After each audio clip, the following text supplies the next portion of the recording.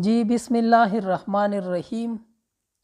شروع کومه په نامه د هغې لوی ذات چې ډیر بخښونکی او مهربانه دی. د انګلیش ټو پښتو لرننګ زده کوونکو، زه راغلمه د یو بل نوي کلاس سره، او په دې نن کلاس کې مې تاسو له راوړي دي د انګلیش هغه ټکي کوم چې زمونږ په معاشره کې ډیر استعمالیږي. دا ټکي مونږ ډیر اورو، خو اکثر د دې په معنو باندې مونږ نه پوهیږو. تاسو به نن په دې کلاس کې داسې ټکي ووینئ چې تاسو به ډیر اوریدلی وي، خو تاسو ته به د هغې معنا نه درتلله.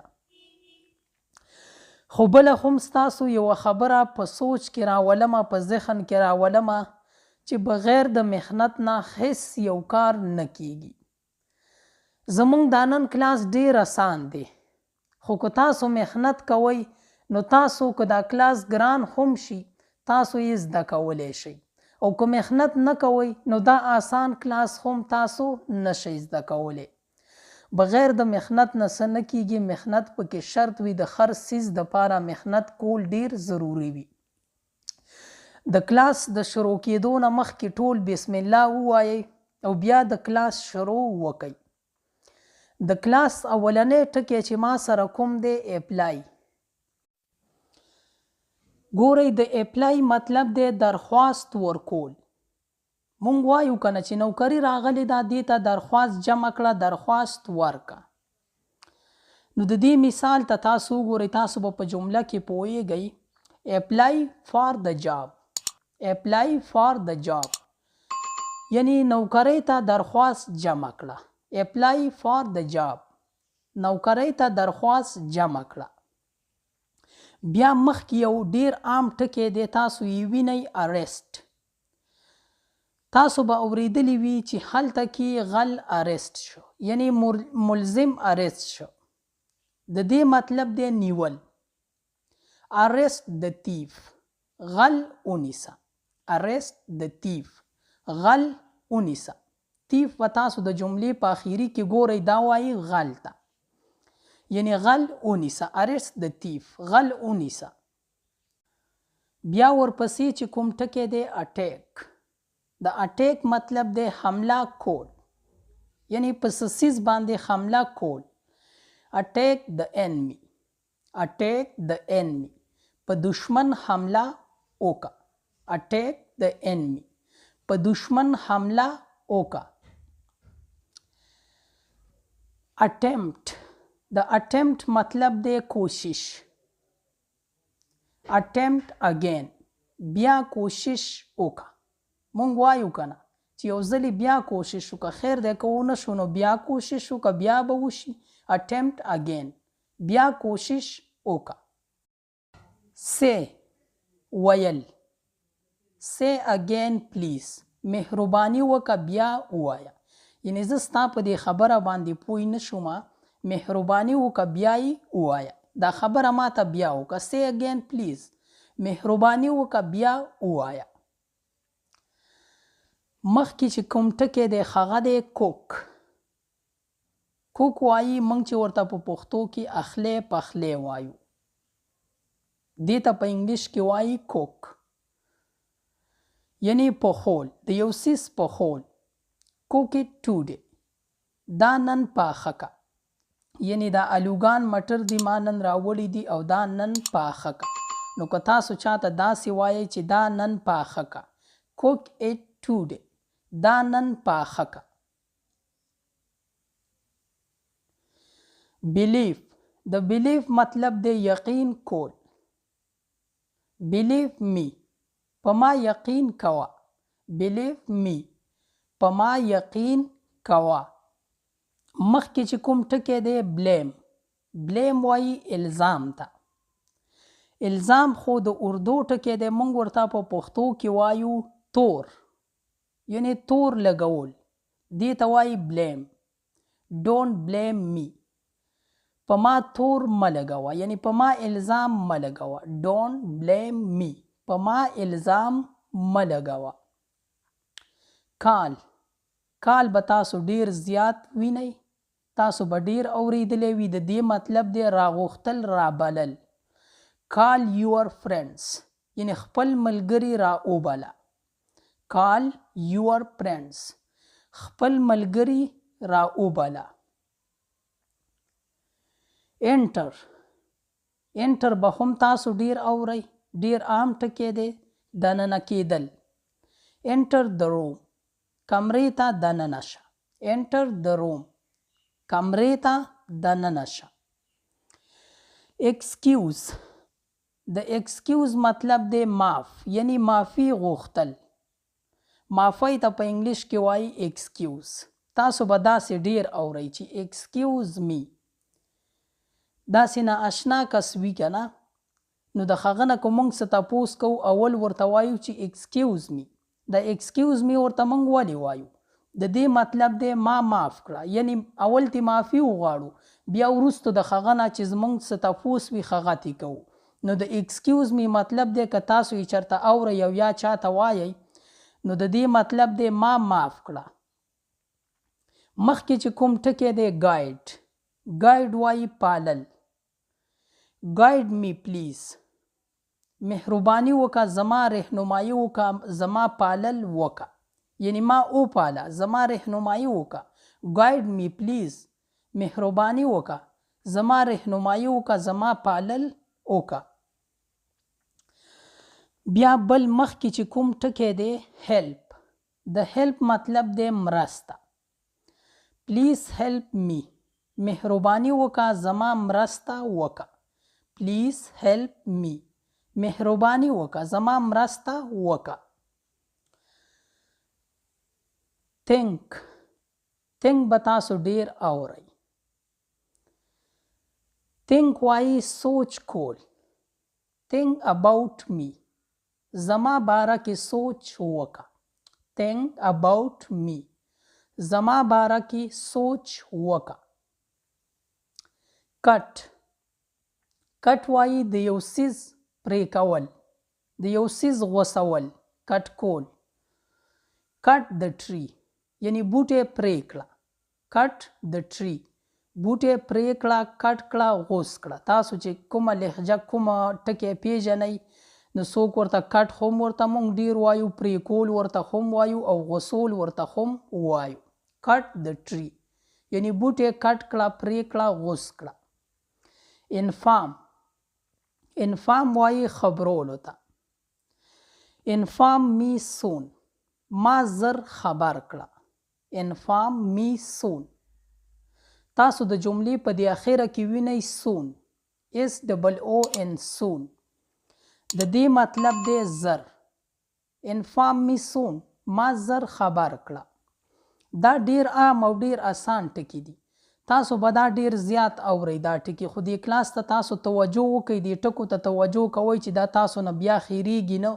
دا به تاسو بار بار اورئ، دا به ستاسو په ذهن کې کینی.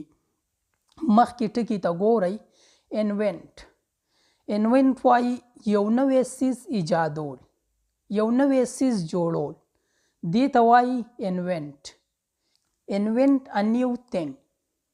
انوینټ ا نیو تھنګ نوی څیز ایجاد کړه یعنی څه نوی څیز ایجاد کړه. انوینټ ا نیو تھنګ.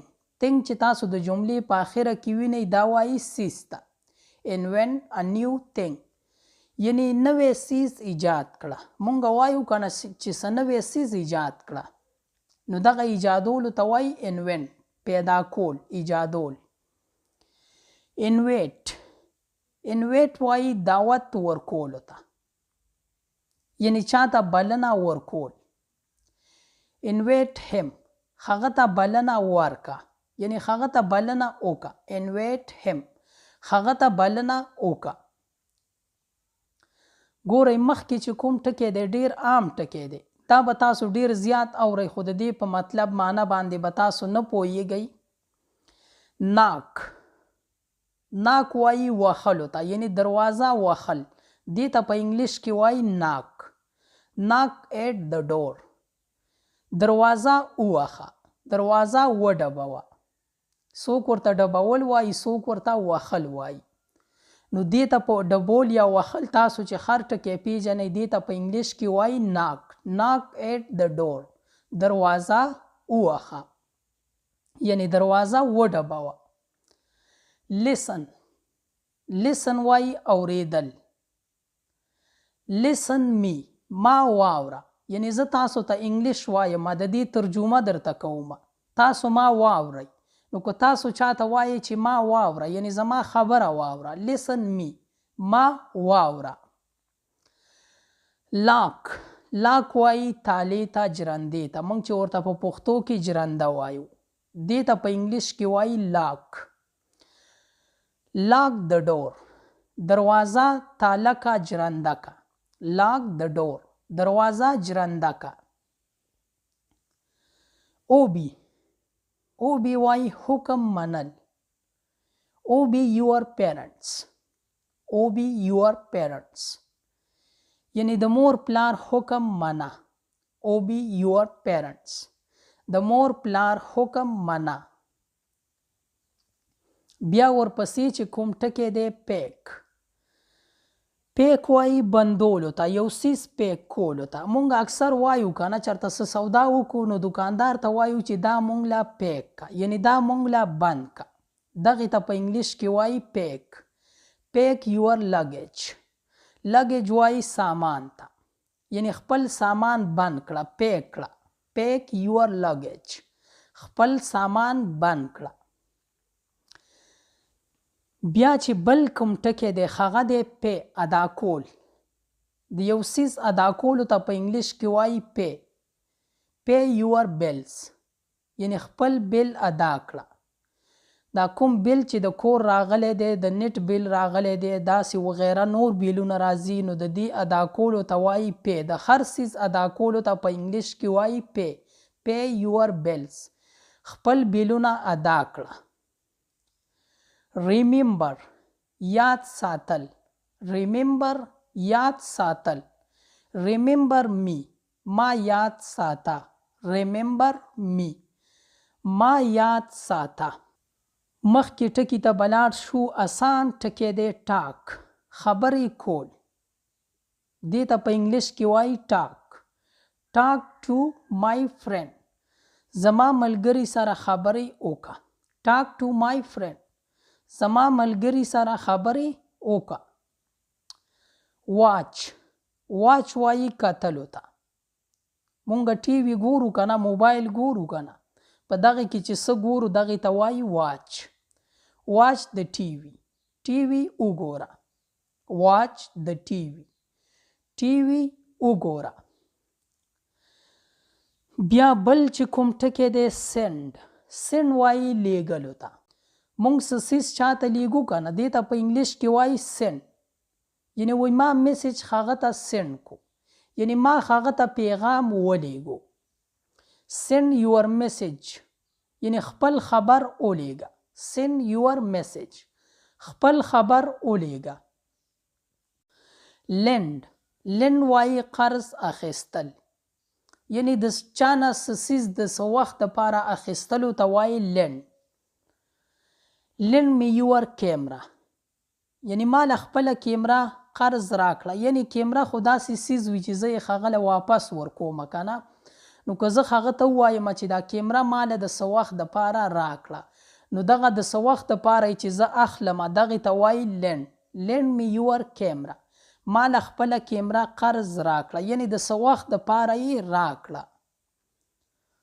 بیا بل مخکې ټکي ته وګورئ. خیر زموږ دا نن کلاس به لږ غټ وي، د 20 منټو به وي یا به داسې به څه کلاس وي زما په خیال چې خو تاسو به تنګېږئ نه. که انګلیش زده کوئ نو 20 منټه خو ډېر کم دي، تاسو به دې له په ګینټو وخت ورکوئ.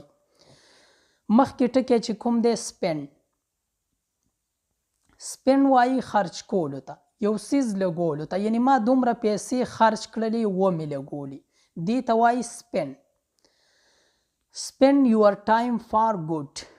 spend your time for good یعنی د ښو دپاره خپل ژوند خرچ کړه، یعنی خپل ژوند د ښو کارونو دپاره خرچ کړه، د غلطو کارونو دپاره یې مه ضایع کوه. keep ساتل. keep it in your mind دا په خپل ذهن کې وساته.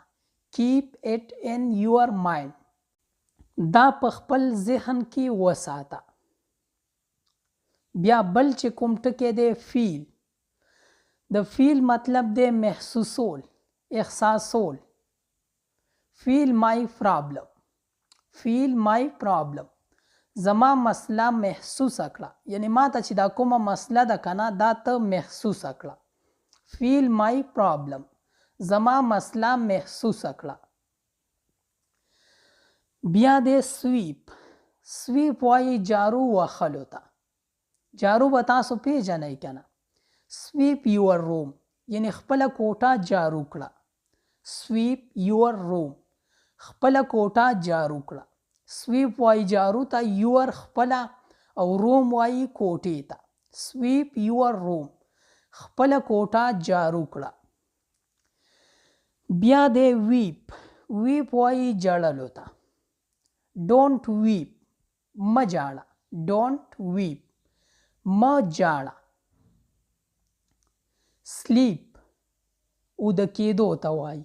سلیپ، اوده کېدل. سلیپ نو، اوس اوده شه. بیا ناوخته کېږي، اوس اوده شه. سلیپ نو، اوس اوده شه. مخکې چې کوم ټکی دی بای، اخیستل. بای وایي اخیستو ته، صحیح ده. بای ا نیو کار، یعنی نوې ګاډی واخله. که وس دې کېږي نو ځان له یو نوې ګاډی واخله. بای ا نیو کار، یو نوې ګاډی واخله.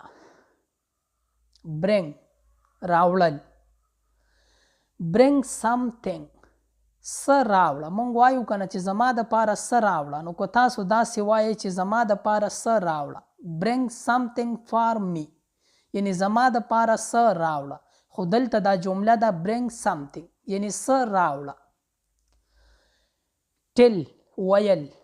ټل د ټایم، وخت ووایه، یعنی څه وخت دی. وخت ماته ووایه، څه ټایم دی. ټل د ټایم، وخت ووایه.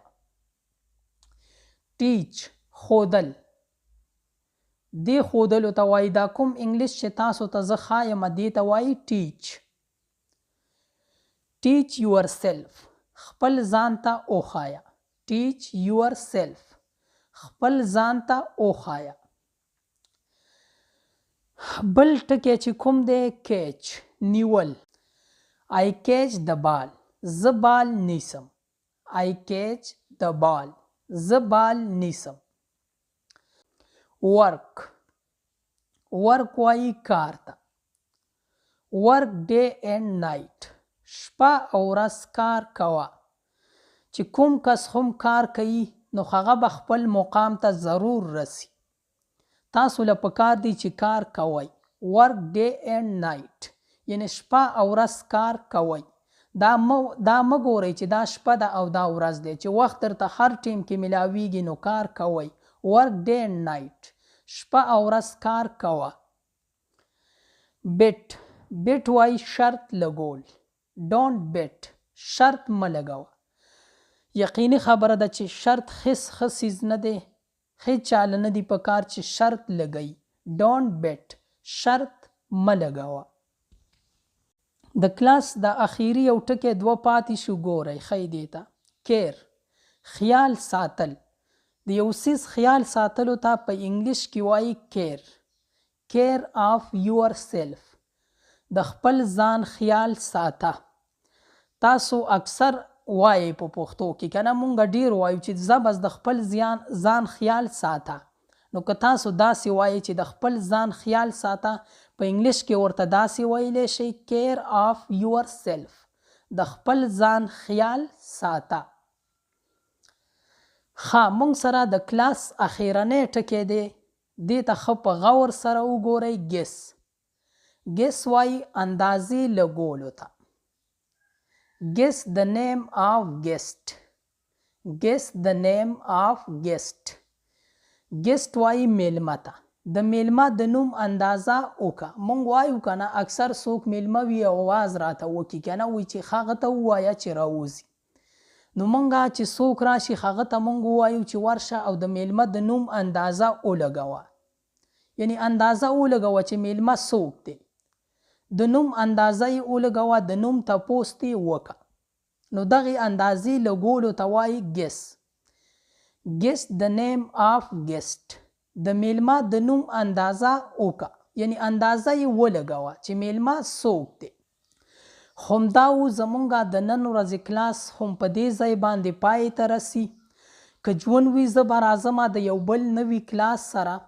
ستاسو د دعاګانو به ضرورت وي چې ژوند وي نو زه به راځمه او چې صحت وي نو ضرور به راځمه او ستاسو دپاره به داسې کلاسونه د دې نه ښه کلاسونه کوشش به کومه چې راوړمه. ما هم په خپلو خصوصي دعاګانو کې یاد ساتئ او زما به هم تاسو ته دغه دعا وي چې چرته هم یی الله مو ښاد لره، آباد لره او بریالي ساته. د لوی الله په امان.